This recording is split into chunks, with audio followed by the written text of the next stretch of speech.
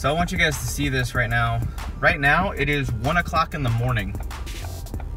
This is like a side street in the middle of nowhere, and because of the gas shortages here in San Antonio, people are just coming in line after line after line trying to fill up just to get gas. Gas cans and all the Walmarts and HEB Pluses are selling out. This could get really weird really quick. One gas station over. This is one of many. Every single one is out of service. This is the ripple effect. This is the aftermath that I'm talking about. There is literally no gas to speak of. At the same gas station that I just mentioned, everything is out of order. Outdoor Mama and I picked up 2 additional small 2-gallon gas cans. We have several, we have a stockpile, but we just want to make sure we stock up, because if this becomes bad with 2.25 million people in the city, we don't want to take very many chances. So this is another gas station, 3 blocks down. No one has gas. Yet another gas station with more pumps. This is all in different areas. Every single freaking place is out of gas. This is, man, this is horrid. So 2 hours later, literally had to drive all over the city, over 30 different gas stations, and we finally found one place that was useful. So if you are in Texas and are running into a situation where there's no gas, the Gas Buddy app has a gas tracker to help you figure out places that have gas, and they try to update it as often as possible. All right, so overall we did finally manage to get gas. Took us over 2 hours. We did some initial reporting, and it looks like over 270 of the gas stations here in San Antonio are completely out. And this is like one of only maybe 20 or 30 that are still up. I'm just completely surprised about what's going on. But yeah, it's completely crazy. This is that ripple effect that I talk about from a hurricane. It's wild. We may not have buildings knocked over, but it's a complete nightmare when things aren't moving like they should in most of the areas in the coastal regions of the state. So that was the footage from last night, and as you guys could see, it took us well over 2.5 to 3 hours to fill up our gas tank. If you have local news stations reporting on the fact that refineries and distribution centers for gasoline are having trouble meeting the demand, that will cause a panic.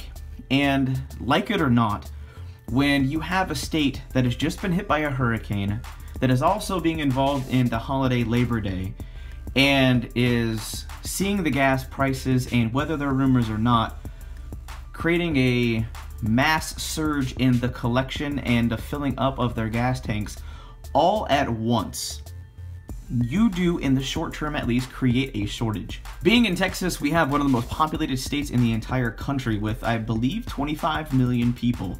And if a majority of those citizens are concerned about gas shortages, water shortages, food shortages, they become one of the most powerful army of consuming locusts that will just ravenously take up and hoard and suck up every resource imaginable.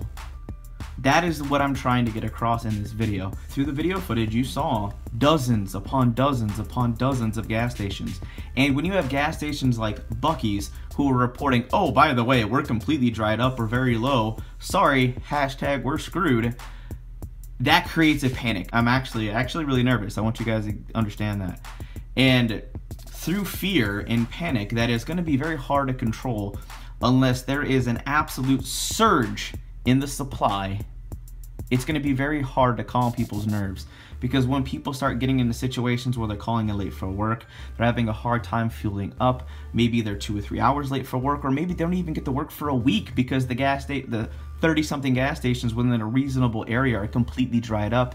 And in the sectors of San Antonio, that is nerve-wracking. When you start seeing and reading reports online with 270 gas stations just in my city that are out of fuel, that scares people. That scares me. That terrifies me. But it's the same thing that's happening in Houston, Austin, all over Texas, and in Dallas.